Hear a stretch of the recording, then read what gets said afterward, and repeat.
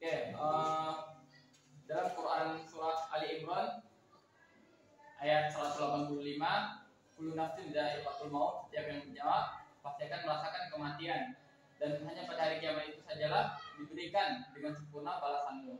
Barang siapa dijauhkan dari neraka dan dimasukkan ke dalam surga, maka sungguh dia memperoleh kemenangan. Kehidupan dunia hanyalah kesenangan yang memperdaya.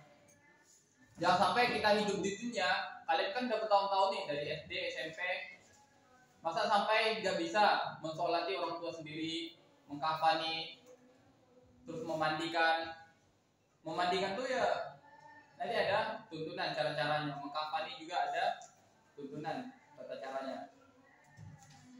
Seorang muslim yang meninggal di dunia ini wajib mengurusi jenazah.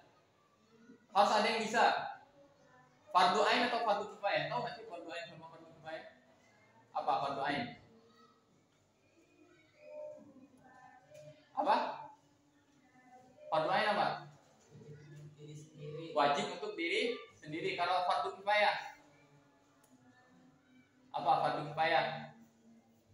Pensolatan jenazah nih, tuntunan dalam jenazah ini dia fardu kifayah. Apa fardu kifayah? Apa fardu kifayah? Fardu ain kan buat diri sendiri. Kalau fardu kifayah buat orang lain. Kenapa buat orang lain gimana? Khusus buat jenazahnya doang. Kalau jenazahnya nggak bisa mandiin diri sendiri gimana? Apa? Fardu kifayah tuh kalau dalam satu KSB ini, dalam satu kota atau satu kampung ini harus ada satu orang yang bisa tentang pengurusan jenazah. Kalau satu orang KSB ini nggak ada yang bisa, semua orang KSB dosa. Masa nggak bisa ada yang memandikan, mengkafani jenazah satu orang, itu dosa. Satu KSB ini kena dosanya gara-gara nggak bisa ngurusin satu jenazah orang muslim. Maka kalian harus belajar, minimal di keluarga kalian ada satu orang yang bisa. Oh tenang pak, saya bisa gitu. Mundur semua. Malik kan langsung datang, assalamualaikum. Saya bisa pak, tolong siapin air gitu ya. Amplopnya juga siapin. Kok jadi amplop deh? Belum apa-apa udah siapin amplop aja. Nah harus bisa ya fardu kifayah. Dalam keluarga kalian harus ada satu orang yang bisa. Misalnya kalian di hutan, tersesat nih berdua, Malik sama Hafid tersesat. Terus satu orang ada yang meninggal kan? Siapa yang meninggal dulu? Nggak ada. Misalnya yang meninggal, ada hewan meninggal, perlu nggak dimandiin? Hah? Perlu nggak dimandiin? Ada hewan meninggal di hutan gitu? Perlu. Dibersihin ya? Atau ada ikan gitu meninggal? Dimandiin, kapan enggak ya? Hewan nggak termasuk ya? Kecuali ada kalian ketemu di hutan tadi ada orang meninggal, kalian berdua, terus kalian ngapain? Ditolong dibawa keluar atau dikubur situ aja? Minta tolong gitu. Nah kalau situasi terdesak kalian misalnya udah bau bangkainya gitu kan, memang harus dikuburkan dengan layak ya. Kalian harus belajar fikihnya. Kalian tahu kan cara mengurus jenazah, atau itu jenazah teman kalian. Tapi kalau sekarang nih biasanya orang pasti dibawa ya, kan biasanya udah dekat ya kota atau perkampungan, dibawa jenazahnya tadi, dibawa ke minta tolong tadi.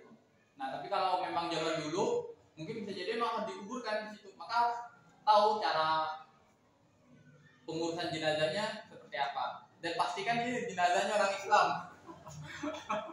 Jangan sampai asal-asal sholat aja, lihat kalungnya rupanya beda kalungnya ya. Nah, jadi hukum mengurusi jenazah bagi penduduk suatu desa atau kampung tadi itu fardu kifayah. Dalam suatu kampung harus ada yang bisa mengurusi. Jika tidak ada yang bisa satu orang pun, maka semua desa itu berdosa. Akan tetapi jika salah satu orang yang mengurus jenazah, maka kewajiban lainnya gugur. Jika ada satu orang yang bisa, maka yang lainnya nggak dapat dosa, gugur kewajibannya. Di samping itu ada kewajiban yang harus dilakukan oleh sama muslim, yaitu menjenguk orang yang sakit. Ini diberitakan ada orang sakit tuh teman kalian, apalagi keluarga ya. Kalau sakit tuh kalian jenguk. Jangankan jauh-jauh dulu, di keluarga aja. Adik kalian sakit, jenguk, datang ke kamarnya. Kalian jenguk, dek kamu sakit gitu kan, rasain gitu kan. Jangan, doain kebaikan. Semoga lekas sembuh ya adik saya, mudah-mudahan sehat gitu ya. Maafin ya kalau kakak ada salah ya sama kamu, nyakitin kamu. Mau jajan nggak gitu kan? Nah, beliin jajan. Atau ibu kalian atau bapak kalian sakit, Pak bapak lagi sakit. Oh ya Allah, semoga lekas sembuh ya Pak. Si Pak saya pijetin gitu. Nah pijetin. Bapak kepalanya pusing. Nah ini Pak saya pijetin kepalanya. Nanti bayar 5.000 ya Pak gitu kan. Nah atau ibu lagi sakit, ibu biasanya kan ibu tuh kalau sakit masih tetap kerja tuh. Karena ibu tuh luar biasa ya, walaupun sakit kayak enggak sakit. Tetap ngepel, nyapu, nyuci, masak, walaupun koyo udah nempel di kepala. Di punggung juga udah banyak koyo-koyo nempel udah. Dia udah gini-gini kadang sambil masak tuh. Tapi anaknya nggak peka, nggak peduli. Pura-pura aja, ibu mah masih kuat. Jangan, beda kalau laki-laki. Laki-laki tuh demam tuh, rasanya udah kayak mau mati rasanya. Aduh, kan. Laki-laki tuh dia paling lemah kalau demam. Tapi kalau jatuh dari jalan, dari jembatan ketika paku, tawuran, berantem itu kuat. Jatuh langsung bangun lagi itu bisa. Kalau perempuan kan jatuh, aduh teriak. Kalau laki kalau jatuh dia kuat, tapi kalau demam dia nggak kuat. Nah, sebaliknya juga perempuan kalau demam dia kuat.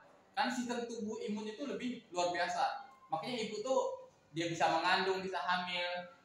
Pembukaan 1, pembukaan 2 sampai pembukaan 8 kuat. Kalau laki-laki tuh menurut penelitian aja, kalau laki-laki hamil, pembukaan ke-4 langsung mati.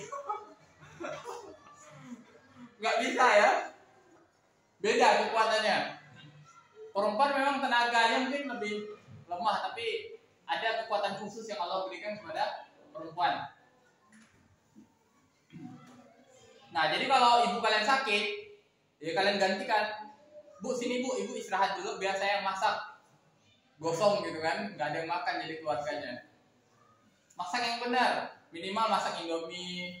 Bu, ini bu saya suapin gitu kan.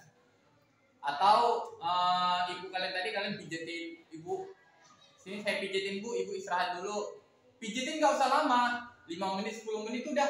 Seneng nggak hati ibunya? Seneng. Nggak capek kok tangan kalian cuma pijetin 5 menit 10 menit. Latihan pijat gitu kan. Nyenengin sambil ngobrol-ngobrol, bu. Kalau ibu lagi sakit ibu istirahat. Biar saya yang nyuci, masak, ngepel, biar saya yang gantiin dulu sebentar gitu kan. Kan ibu sakit cuma 1 hari, mudah-mudahan besok sembuh. Jadi kalian kasih terapi healing, yaitu motivasi, penyemangat, sehingga ibu tuh nggak ngerasa beban derita yang ditanggungnya itu dia sendiri. Minimal berbagi, bu.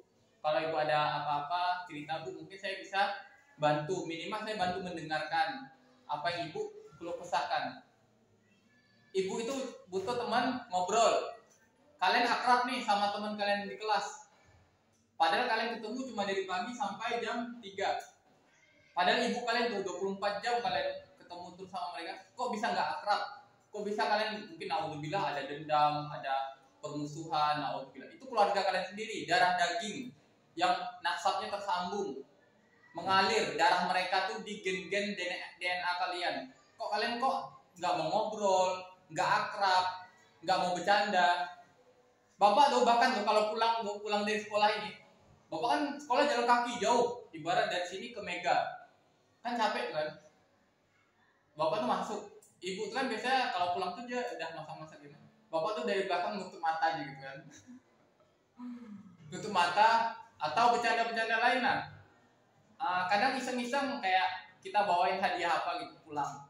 Misalnya dia suka tanaman apa, bunga, kita izin bawa bunga gitu kan, kita kasih ke dia. Itu romantis nggak kira-kira? Romantis, senang orang tua. Seumur hidup bapak mau tahu nggak pernah ngasih bapak ibu bunga katanya. Tiba-tiba kalian pulang ngasih dia bunga gitu kan, sama pot-potnya gitu kan. Kalian taruh di belakang atau di depan. Kan seneng dia setiap dia lihat rumahnya, ya Allah ini bunga yang anakku bawa gitu kan. Walaupun bau bunga bangkai gitu kan. Nggak ada bunga bangkai sini ya.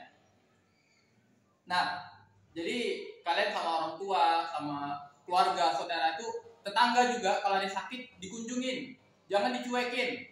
Ah, biarlah tetangga juga nggak kenal gitu kan, kecuali keluarga sendiri gitu kan. Keluarganya sendiri aja sakit nggak peduli, apalagi sama tetangga. Jangan sampai malah terbalik, sama tetangga dia ada yang sakit dia kunjungin, giliran keluarganya sakit dia nggak peduli. Nauzubillah. Atau temannya sakit dia perhatian, saya kamu lagi sakit ya, semoga lekas sembuh. Telepon gitu kan, nauzubillah. Sama orang jauh yang dicintai, nauzubillah, dia sangat perhatian. Giliran sama ibunya,